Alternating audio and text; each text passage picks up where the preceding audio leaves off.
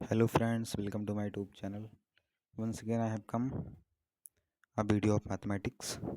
देखिए, ये एक थ्योरम है कि अगर दो पैरेलल लाइंस हैं और उनको एक लाइन बाइसेक्ट कर दिया, फिर ये जो आपका एंगल बना है यहाँ पे और यहाँ पे, इनको भी एक लाइन बाइसेक्ट करती है, इन एंगल्स को, और यहाँ भी बाइसेक्ट करती है। तो यहाँ जो भी ये बाइसेक्टर्स हैं, जहाँ मिलती हैं दोनों बाइसेक्टर्स, वो 90 होता है। ठीक है, तो ये एक थ्योरम है। मान लीजिए आपको कोई भी क्वेश्चन दे दे ना, कि कोई भी, मतलब इस पे कुछ भी क्वेश्चन बन सकता है। फॉर एग्जांपल आपको एक क्वेश्चन दे दिया गया, ये एक क्वाड्रिलेटरल है, उसके बाद यहाँ ऐसे निकाल के दे दिया गया आपको 25, और यहाँ भी 25 बोल दिया गया, ये बाइसेक्टर्स हैं। तो बोल दिया गया कि इस एंगल को बताइए।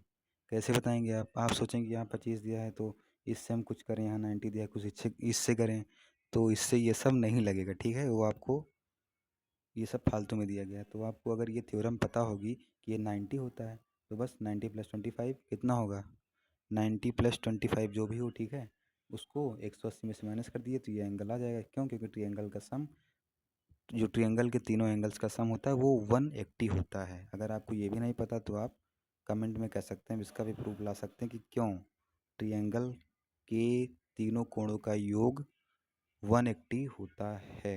ठीक है, तो हम क्या करेंगे, इसको प्रूव करेंगे क्यों ये 90 होता है। वैसे तो आपको याद याद करना होगा कि अगर ये बाइसेक्टर्स हैं और ये दोनों पैरेलल लाइंस हैं, तो ये एंगल 90 होता है। क्योंकि ये आपको याद रहेगा तभी आप इसका यूज ले पाएंगे क्वेश्चंस में। चलिए इसको प्रूव करते हैं। कैसे प्रूव करेंगे? प्रूव करने के लिए in triangle P O M, देखिए P O M, angle 1, angle 2, angle P 180 होगा। क्यों? क्योंकि ट्रायंगल होता है, ट्रायंगल के तीनों कोणों का योग 180 होता है। अब उसके बाद हमें पता है कि कोण बी एम ओ, मतलब क्या है, बी एम ओ, ठीक है, ये वाला बी एम ओ ये है। और कोण या एंगल एम ओ डी ये, मतलब कुल मिला के ये जो बना है आपका एम ओ डी ये है पूरा, और बी एम ओ ये है। ठीक है, ये तो हमें पता है कि अगर दो पैरेलल लाइंस हैं, ये लाइन बाइसेक्ट करती है, तो इन एंगल्स का सम कितना होता है, 180। इसका भी प्रूफ हम आगे देखेंगे कि ये क्यों होता है। तो इसे कहते हैं हम एकांतर अंतः कोण का योगफल। क्या हो, सॉरी, एकांतर नहीं, हम इसको बोलेंगे क्रमागत अंतः कोण का योग 180 होता है। ठीक है, तो यहाँ B M O plus M O D equal to 180 हो गया। उसके बाद बी एम ओ को क्या लिख सकते हैं, बी एम ओ इसे लिख सकते हैं कोण 1 प्लस कोण 2।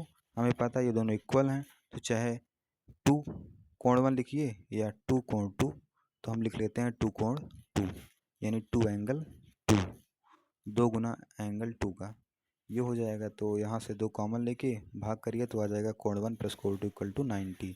तो कोण 1 प्लस कोण 2 इक्वल टू 90 से पुट करिए यहाँ पे, तो 90 प्लस कोण पी इक्वल टू 180, तो कोण पी इक्वल टू क्या हो जाएगा, 180 माइनस 90 यानी 90। तो इसलिए हम यहाँ से प्रूव कर सकते हैं कोण पी इक्वल टू 90। अब हम देखेंगे कि क्यों क्रमागत अंतः कोणों का योग 180 होता है।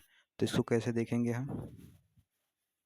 इसको करने के लिए हम जानते हैं कि कोण 1 प्लस कोण 4 180 होता है।